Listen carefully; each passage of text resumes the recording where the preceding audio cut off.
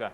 Finn asked me, he said, how many marketers do you think are in the crowd? I said, I don't know. What does a marketer look like? Why don't you ask him? Do we look like marketers? I said, I feel like you should ask him. So thank you all for being here. My name is Finn Glover, and obviously this panel is going to be all about content marketing and about the funnel and about direct response. As we thought about how to design this panel, ultimately what we wanted to do is create something that's very actionable for you, something that we could breeze through very quickly, and then something that you could pull takeaways from to apply to your businesses next week. There's really interesting things happening. As you all know, the way that we're marketing to consumers is changing radically all the time. The degree to which we can operationalize data to make better decisions is changing all the time and getting better. And we're also legitimately in the first downturn that this industry has seen in 25 years. And that is a reality that needs to inform how we're marketing. So what we thought might be the best way to provide actionable takeaways for you all would be to focus on a single brand. And so we're really grateful to Sarah Matt, who is the VP of Marketing for Toad & Co., for being here.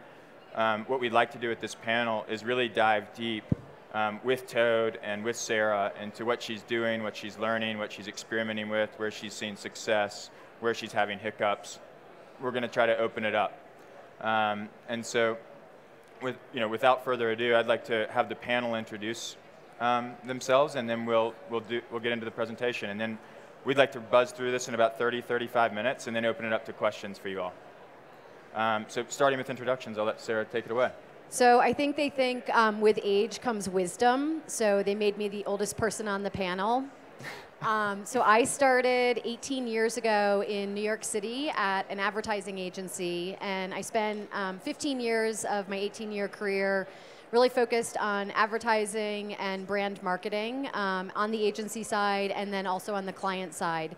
So my last stop in New York was working for a company called Diageo, which makes a lot of the liquor, beer, and wine that we all consume. And they are considered one of the biggest global brand marketers and distributors of all that alcohol. I then picked my head up and realized I wanted to slow things down. So I left New York City.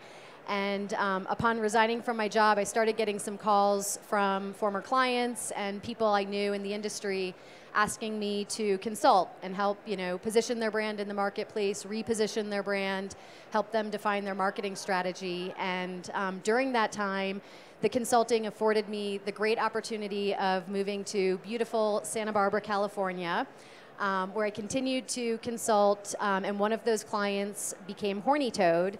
And Gordon Seabury, who is the CEO of now Toad & Co., came to me and said, we're thinking of changing our name.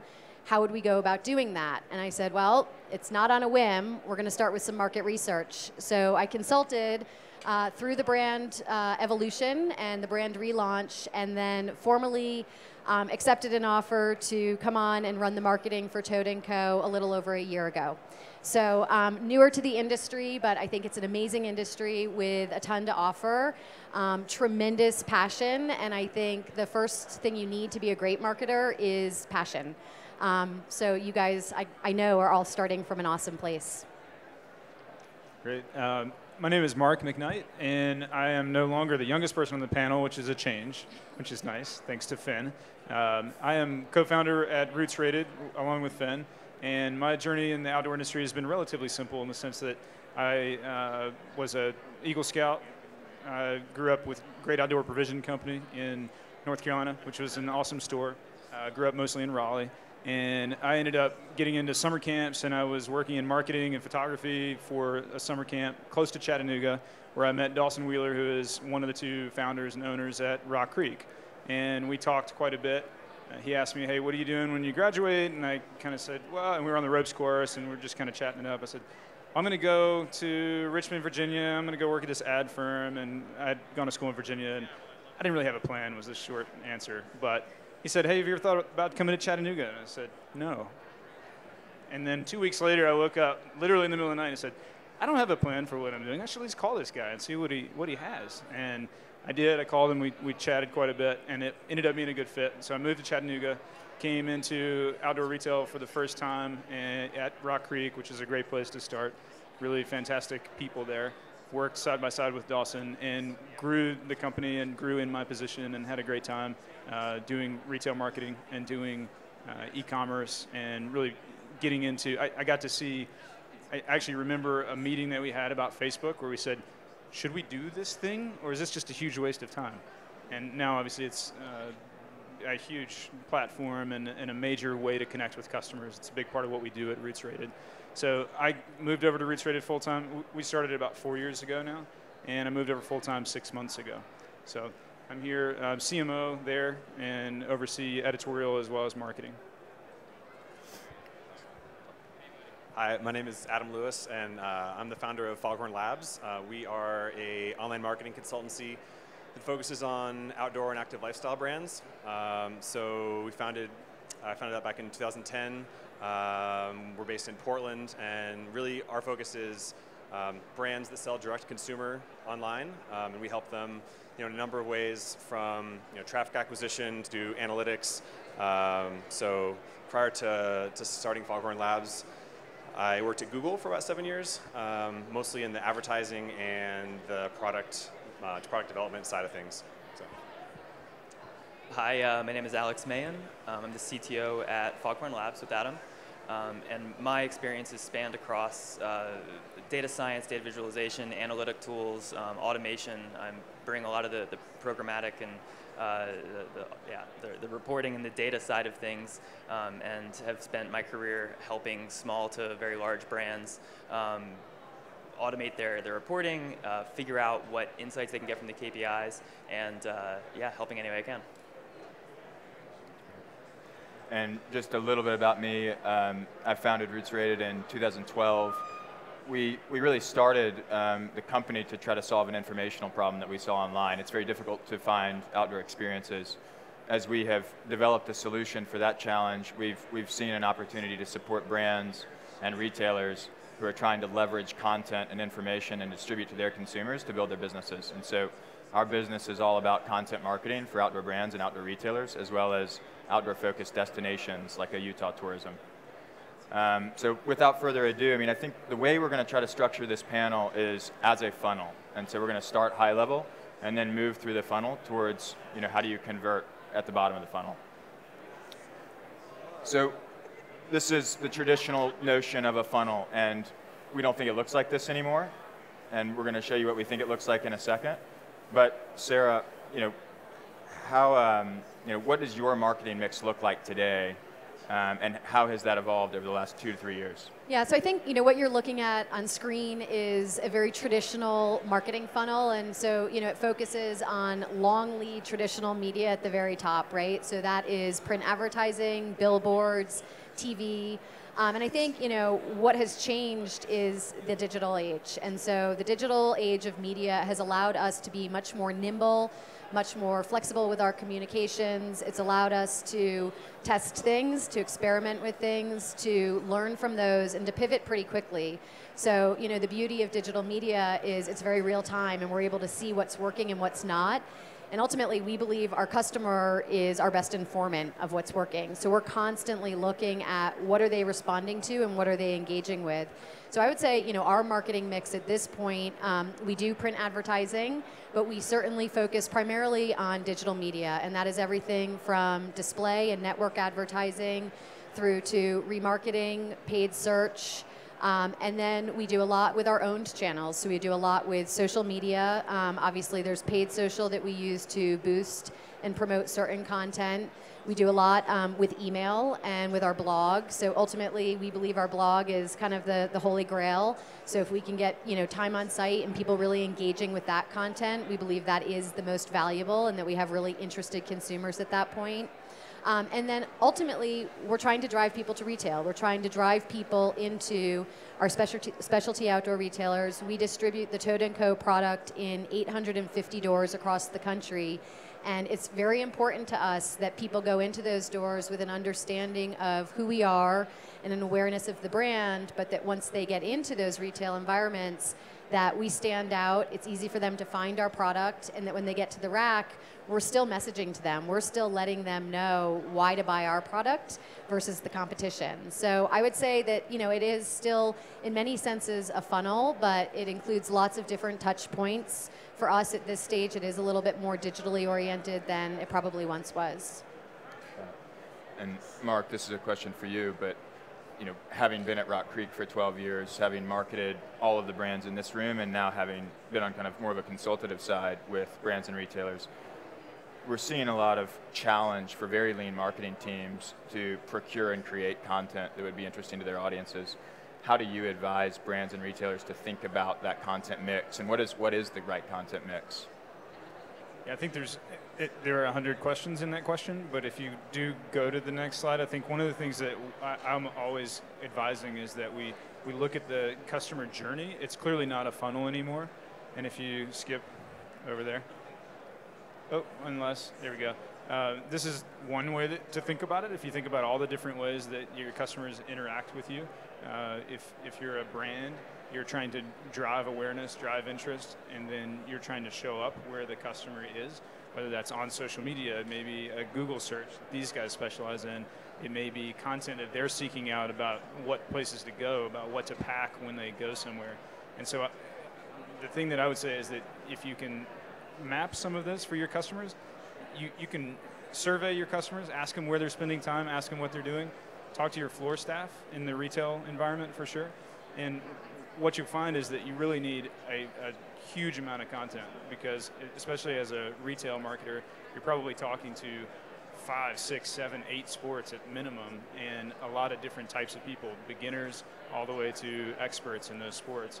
And so you're going to need so much content and so many different types of media that you're really going to need a solid strategy. And we kind of break it into 3 different types of media. So we think you really need strong owned media.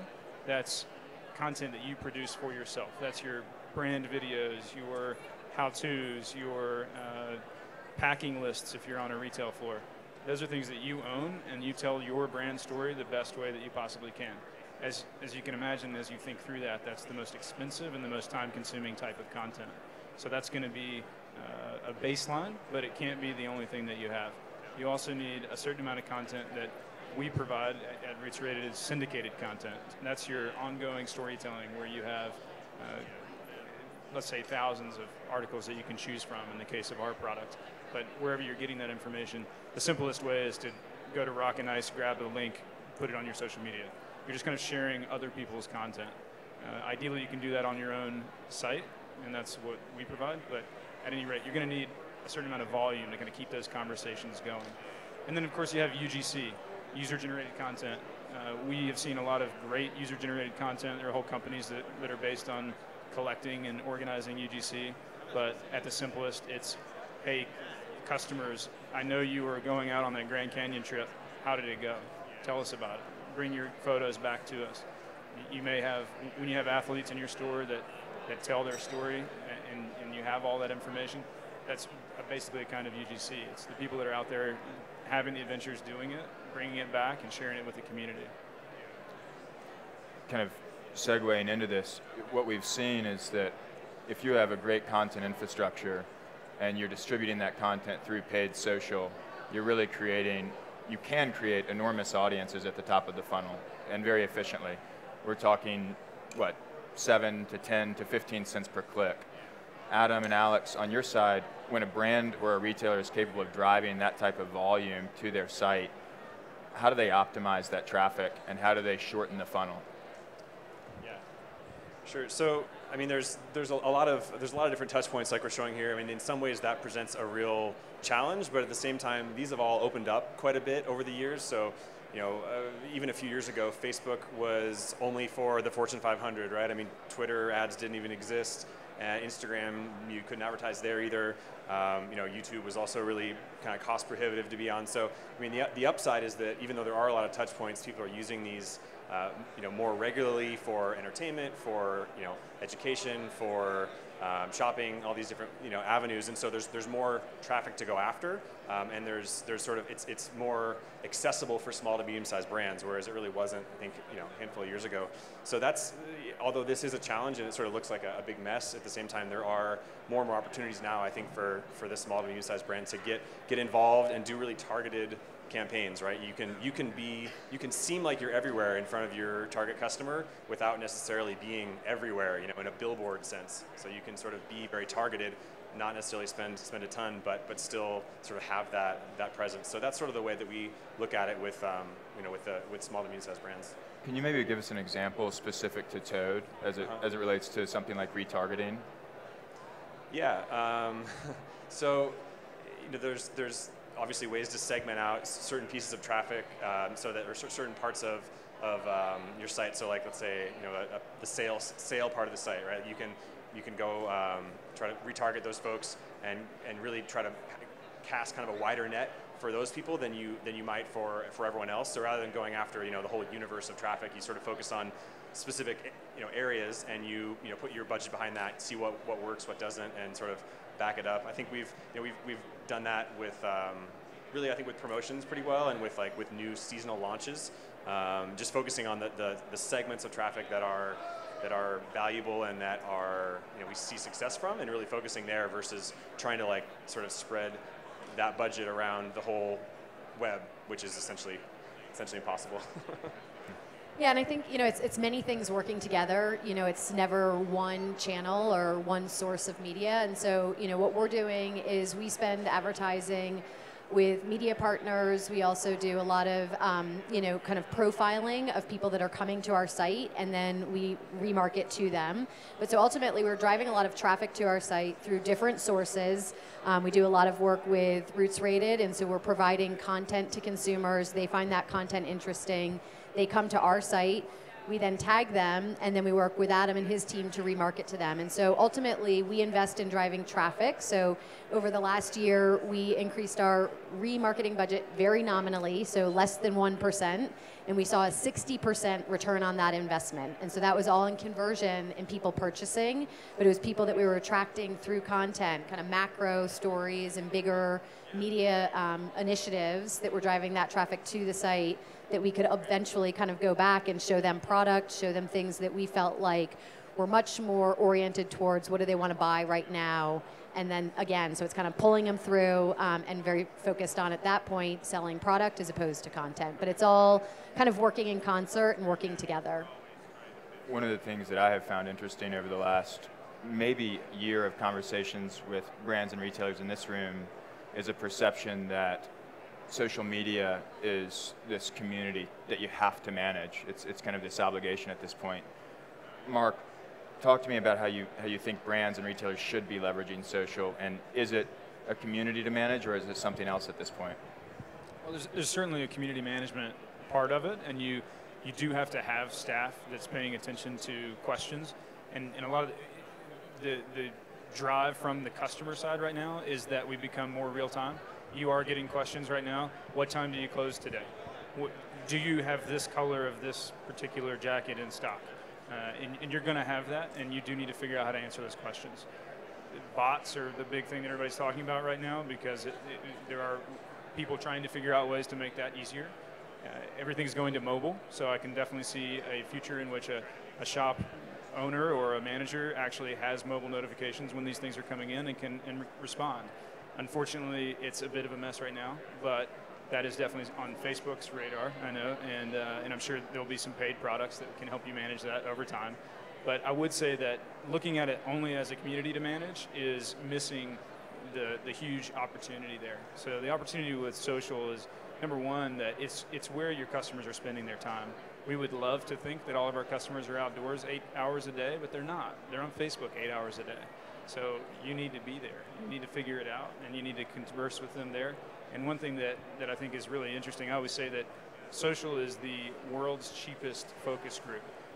It used to cost, what, $100,000 for a brand to do a meaningful focus group? You could go do it in $1,000 over a weekend at this point. Go find the audience that you're trying to talk to, whether it's in your location, around your store. If it's somewhere you're thinking about opening a new store, go find those people, target them, get with a good partner that can retarget them later, go out and ask them what they want. And you can, before you make those expensive mistakes, in whether it's investing in particular color schemes or a name change is a great example, go do that research. And if you don't know how to do it yet, go find a partner that can help you. And then I would say the other big opportunity with social is just traffic. We're seeing that you can drive a tremendous amount of traffic to your site. What you do past that is a completely open question, and it depends on your brand and what you're trying to do.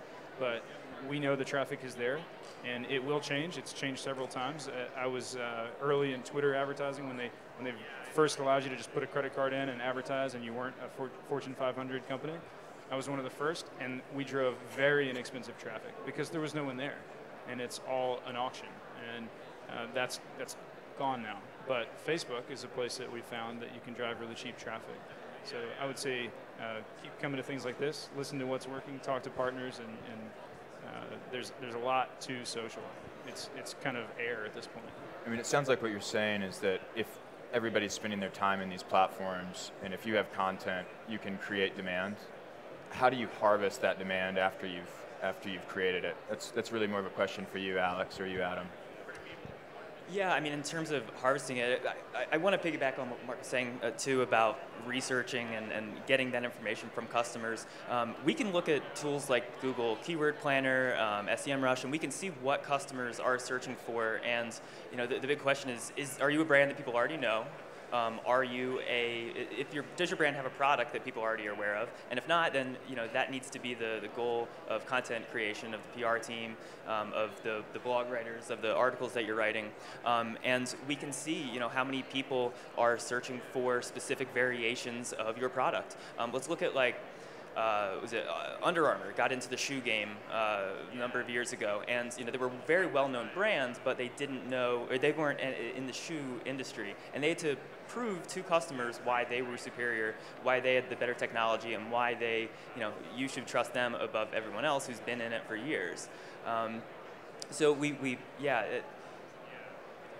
really see the value in looking at that research of data and having that background and see the seasonality of when people are searching for what you're marketing. You can see in the winter, obviously the winter sports are going to have a lot more snowboards and things like that. And you can also see by city and by urban populations and where people are searching for it. It links back into the content strategy as well, and some of the big successes that we had when I was at Rock Creek, and we've done it at Roots Rated as well. But if you go see that people are searching for something quite a bit, like in Chattanooga, Tennessee, where we were based, it was, two big successes were how to clean Chaco sandals, because if you live in the Southeast, you're going to need to do that, and you will Google that at some point. So every one of our customers is going to Google that at some point. So we want to be the source for that information. That's a very product-specific example, but there are other things too. Think about waterfalls around Chattanooga is another one that we did. And if you Google that right now, you'll see Rock Creek #1, Roots Rated #2, and one of our other clients is #3. I think it's Chattanooga CVB. But you can't just think about product and about driving that product awareness or that brand awareness. You want to kind of bring it in through the content. So think about being useful to your customers first and do what's useful to them, and your customers will come to you. We have a client that is they're one of the best blanket companies in the world. They're fantastic, and really, people know blankets. They are shopping for blankets, but we can see differentiators in what the search queries are. So some people who own boats are looking for waterproof blankets. People who are traveling want to have something that's light and compactable. And you can really see and do product research through these keywords and see where you even need to do product development before you even start. And you'll often find that some of those longer tail keywords are cheaper in terms of cost per click. So even though it's maybe something that's, they're also searching for blankets, it may be something that's 20 cents versus, $4. I mean, we're talking about other industries. Sometimes it's up to $40, $200 a click. It's quite a game.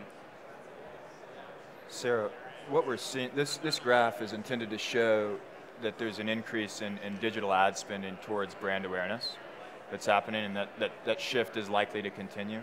Sarah, as you go into planning for 2017, how do you articulate to your team the balance between brand awareness and direct response?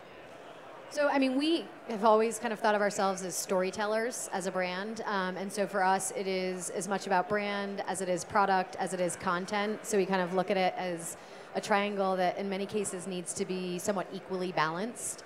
So I think, as far as 2017 and the direction we gave to our media agency, who is Backbone, we have asked them to focus on digital for a lot of the reasons that I stated earlier, just because it is very easy to track, it's easy for us to see what's working, and it's easy for us to quickly pivot based on what we're seeing. So our focus for 2017 will be primarily digital, and so that is, again, all of the sources I mentioned earlier, display, but then also really leaning into paid social media and promoting our content there. And I think, again, as far as what that content is, we do a lot of work with Roots Rated around trail to tavern content. So this fall, Toad & Co. will celebrate 20 years as the original trail to tavern brand. So we entered the outdoor industry selling lifestyle apparel that was designed to be really versatile, to take you, had enough performance for the trail, but enough style to transition you right into the tavern. And so we're creating that content. We are geo-targeting that content, so it's very localized, and we are basically giving people added value and referrals around the best trails in their town, whether that be hiking, mountain biking, and then we give them the best places to go grab a beer and a burger afterwards. And oh, by the way, here's some great product that we think would suit that adventure perfectly. So for us, it's about a balance. I think we try to be really sensitive to not overselling our product, but subtly offering it as a suggestion, but delivering up content that we think is really suited to our customers' lifestyle. And Mark touched on that before. We did market research, and so we know what our consumers are interested in. They index really high on drinking, beer and wine. They're very social people. They are, yes, active, but generally it's around hiking and gardening and, entertaining outside. So we give them that type of content. We know what they like. We know what they're going to respond to. And we test the boundaries. We push into different areas. And, it's really easy to read the engagement. It's really easy to look at what emails are they opening and what emails are converting, what social media are they sharing. And so with the Trail to Tavern content, we support all of that on social media. And it's amazing to see the responses and the engagement between friends saying, oh my God, this looks so cool. Let's go do this weekend together. And so that to us is amazing engagement. That's what we want to see. Not only that they like it, but they're acting on it and they're doing it with friends in a very social manner. We've got this slide here just as kind of a best practices around content marketing and pitfalls. On the right, I don't know if you can see it, but it's BlackBerry actually marketing the iPhone accidentally, and obviously they're not doing well anymore. But, Sarah, one of the things that I'm hearing from you is that with digital, with content, with an agency like Backbone, you're able to be very iterative. At the same time, you have to take a stance, and you have to come up with a theme for storytelling. Can you speak to that balance, and how do you have a very opinionated story and also iterate very quickly in real time? Yeah, I mean, I think, to kind of best practices and pitfalls, I said to Finn, I think your best practices are your pitfalls and your pitfalls are your best practices. They're somewhat one and the same in a lot of cases. I think it is important to have a point of view, but that can either be your content, it can be the way you deliver your content. So we try to be really authentic. As a brand, we try to be really conversational, really approachable. I think, again, with the type of content that we go back to, it's what our consumer wants. So, we give them lots of kind of do-it-yourself. Here's a recipe that you can make at home. We know, as I said, they love entertaining. They love organic, natural, locally grown food. So we give them ideas for that. And so I think, a lot of it is, it's give them what they want. Let them tell you what they want, and continue to monitor what they're responding to and pivot and move off of that. Adam, from your perspective, what are a few things that you might suggest that brands and retailers avoid doing from a content standpoint I'm sure you've seen some things that you would recommend people not do. Yeah, I mean, the two of the biggest pitfalls that we see consistently are around frequency and relevancy. So frequency being people just, like for remarketing we're talking about, I mean, it does have this sort of it can have sort of a slightly creepy factor to it. So if you're just hitting people 15 times a day, like you're going to cause ad blindness, you're going to cause, sort of brand degradation. It's not, that's not good for anyone involved, right? So I think that really keeping an eye on how the frequency plays into the efficiency and success of campaigns is really important.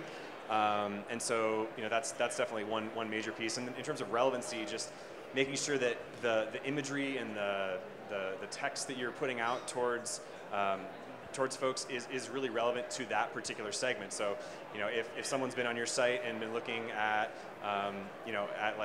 let's say skis, for example, like don't show them pictures of someone snowboarding or vice versa.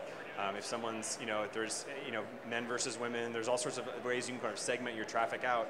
But, people want to see things that are relevant to them. Ads are sort of the necessary evil of the web, but people want to see what's relevant. So also making sure that you're not advertising to someone like 90 days after they've been to your site, or trying to target them with something that is just really not something they're interested in. So really frequency and relevancy, kind of balancing those out is really important. Otherwise, you're both potentially upsetting customers or alienating them and wasting money. So those are kind of the two main ones.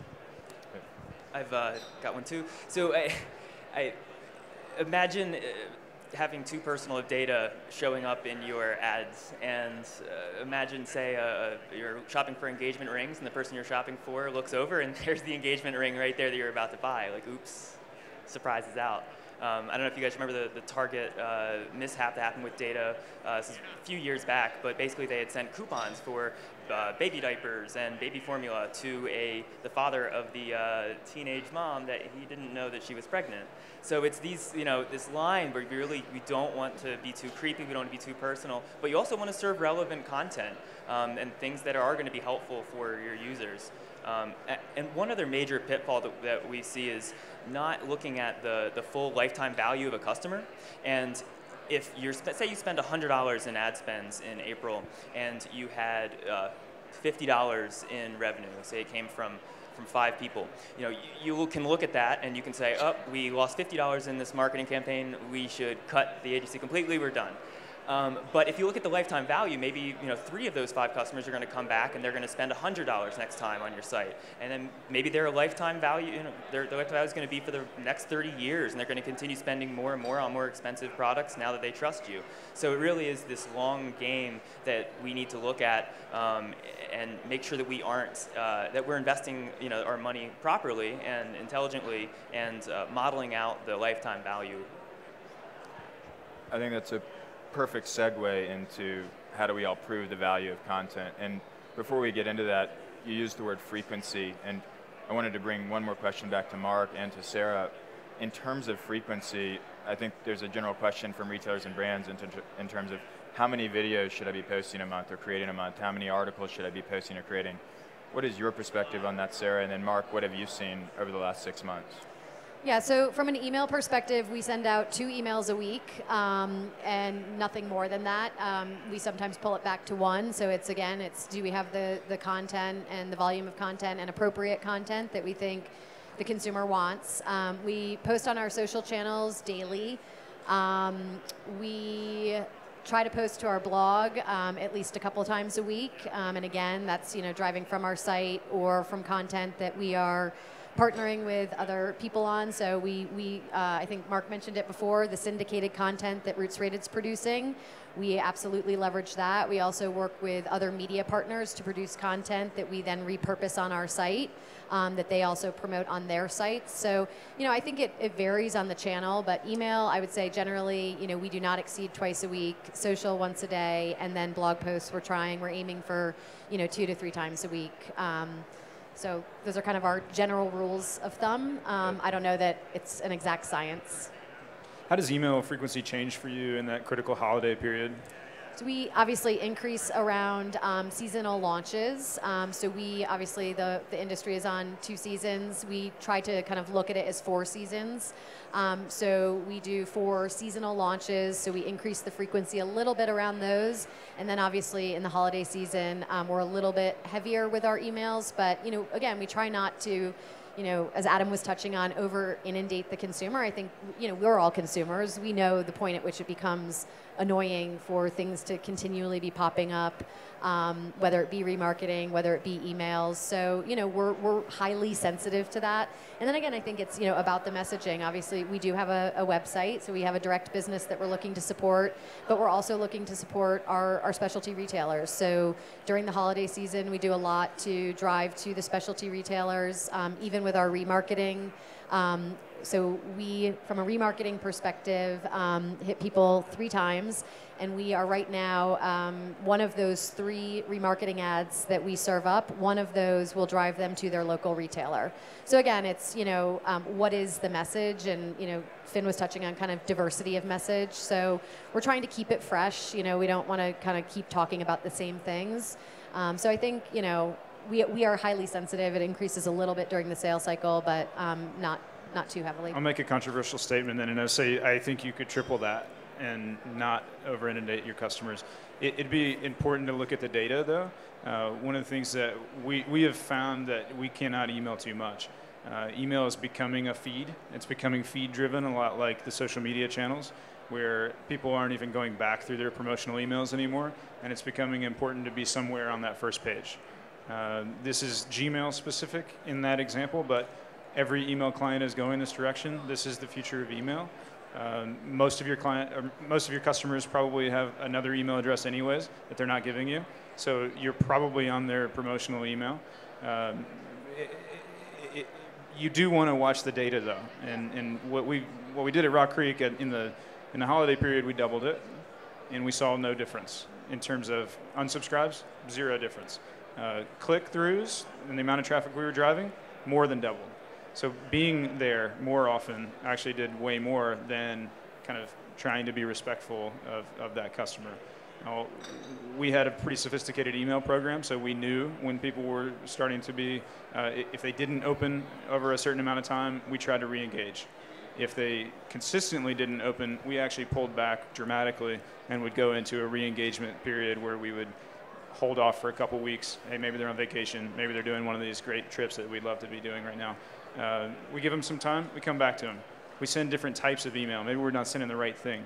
So a lot of that depends on the complexity of your email program. But I think that the future of email is just like everything else. It's going to be about posting consistently, but far more quantity. Yeah, and I think, again, Mark's touching on the sophistication of your email database. So we do resend. So if we see that, people haven't opened, it will automatically resend to them 2 days later. And we do try to segment. So, if we have a more kind of active group within our database, we are hitting them a little bit more frequently. So I think, it's really important to look at the data and try and segment, understand what people are responding to. We obviously, in some instances, if we're sending things out about sales or we're sending things out about season launch, we segment based on gender. So we'll look at, males versus females. There is, obviously we're always true to our brand and how we're communicating, but, there is a different tone, and males respond to looking at product a different way. They respond to content differently than females do. So, I think, again, that takes a little bit more work. It's a little bit more time intensive, but if your, email database can accommodate or is sophisticated enough to segment and be a little bit more, catered in your messaging, it's a great thing to do. And we haven't really talked about testing, but I would say test it. What works for your brand will not work for a different brand. Your breakpoint may be 4 times a week. For a different brand, it may be twice a day. And it really does depend on the brand and what your list does. And you shouldn't take our word for anything that we've set up here. You need to go test it. You need to test all of it. And the tools are there to do it, and it's not expensive. In fact, it's a lot less expensive to test first and then do what your audience wants from you and deliver on the brand promise that you're creating with them. And I think, even to this testing point, you can use social media to test something for email. So we'll test subject lines on social media to see where we get stronger engagement and what are people responding to, and then that's what we put into the email to drive higher engagement and click through on the email. So, I mean, the testing, in this digital world, it is, I keep using the word nimble, but you can be so efficient and so quick and, for relatively no cost to low cost, try a lot of different things. Absolutely. So as you look back over the course of a year and you've spent some amount of money to create content, you've spent some amount of money to distribute that content, let's kind of keep it isolated on a blog article. What are the KPIs for a successful content marketing strategy that you're looking at?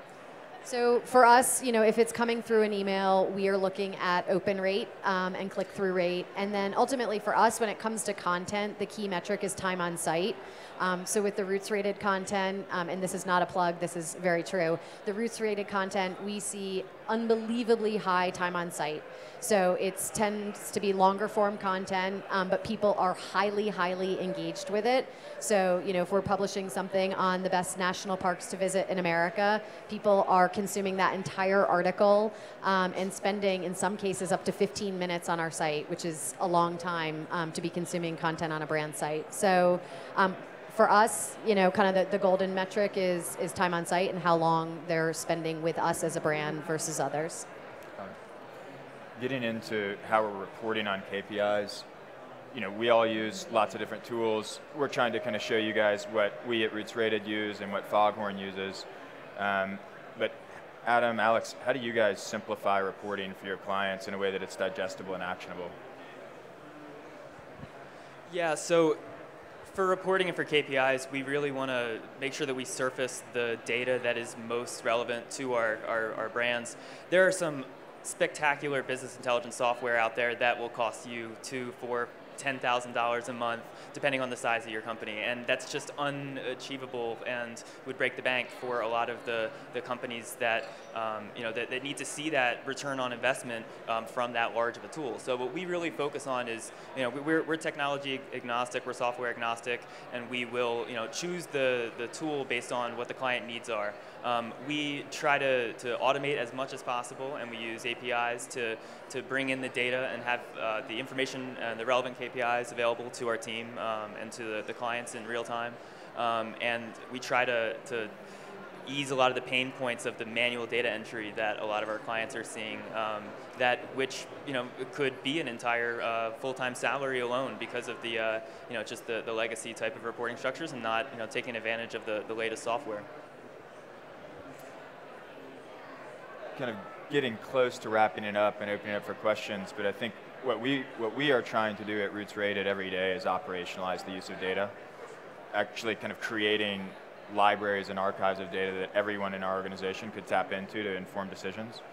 Sarah, at Toad, what are you guys doing to operationalize data so that the sales team and the e-com team and the marketing team can make decisions that are somewhat in sync but informed more and more each day?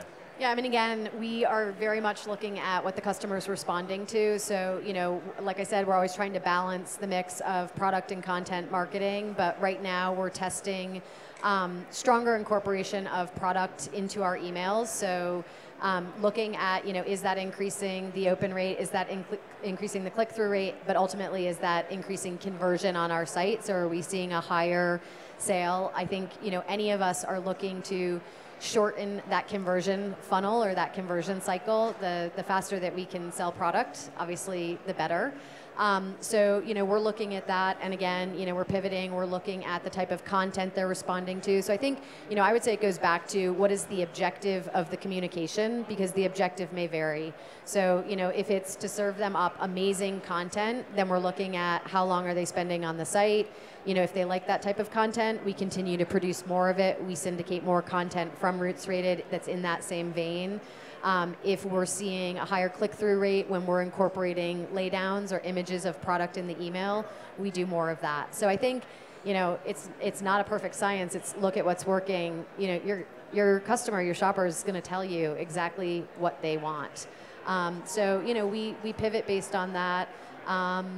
And I think, again, it's our direction to Backbone, our media agency for 2017, is very much what Adam was talking about. We have 3 collections within our line. One is focused on lifestyle, one is focused on outdoor active, and one is focused on travel. So we look at serving up relevant travel content in a travel environment, so on a travel media site. Those people come to our site and we remarket a travel pant to them, and we talk to them about not only why this travel pant is great, but hey, here's where you could wear this. And oh, by the way, we're giving away a 13-day all-expense-paid trip to Chile. Would you like to enter? So it's just this constant, it goes back to that second slide. I kind of call it flight of the bumblebee. It's not linear, it's all over the place, right? And they're touching down in different places, and you've got to find what's sticky and where you can grab them. That's great. I want to open it up to questions, but I want to ask one more question to Adam. What marketing tools and platforms are really top of mind for you in your business right now as you help brands go into really smart direct response strategies? Yeah, so we talked a lot about remarketing here. I mean, that's been around for a little bit. There's some flavors of that are kind of coming out or that have recently come out that are pretty interesting. I mean, I think in the last 6 months or so, we've seen more, I call them levers to pull, or more advancements than we have in the last 4 years. So there's some really interesting stuff. I mean, one of them is the lookalike audiences, or sort of audiences based on remarketing lists. That's really fantastic opportunity, because rather than going after either people who visit your site or the whole world of traffic, you can go after people who sort of look like your site visitors. So that's a fantastic thing that's available through both Facebook/Instagram and on Google. There's also some really cool ways to be able to bid differently by device, bid differently by demographics. Those are all sort of relatively new things that have come out for search, and there's sort of a handful of other betas around that. But I think the main part is just these different flavors of how to go after a more specific audience. It's not just target people we know or target the whole world. And also a lot of these like Facebook and Google allow you to do email-based lists, so you can take your email lists and you can reach out to those people or find people who look like them. So it's just finding those like concentric circles that kind of come out versus just going after everyone or just this small audience, which I think a lot of brands were forced to do before, and that's really limiting. So that's really I think what's been most interesting for me in the last year or so. Great. Thank you so much for listening in on this. We'd like to open it up to questions, and I think there's a microphone in the audience too.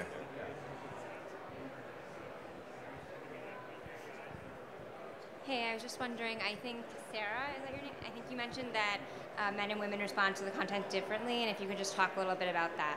Sure.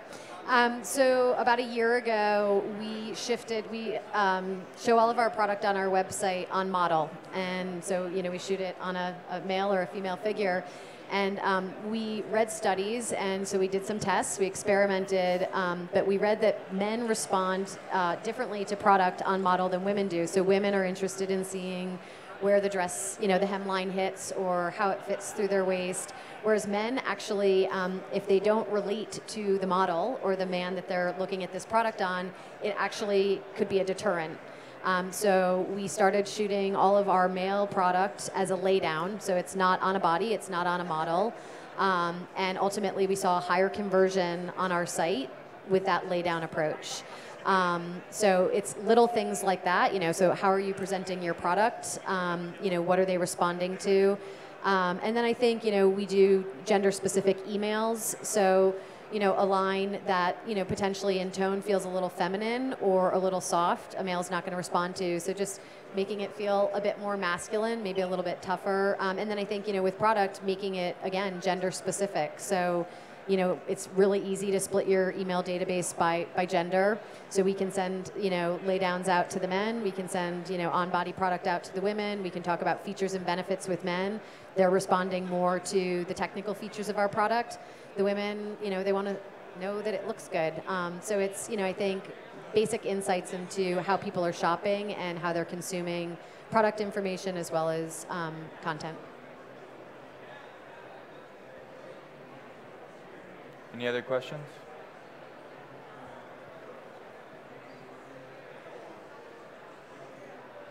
Okay. Shy audience. Well, hopefully this has been really helpful, and if you want to pull any of us aside afterward, we're around, and we can talk to specific things. Yeah, we'll stick around up here afterwards if you guys have questions. Thank you. Thanks so much. Thank you.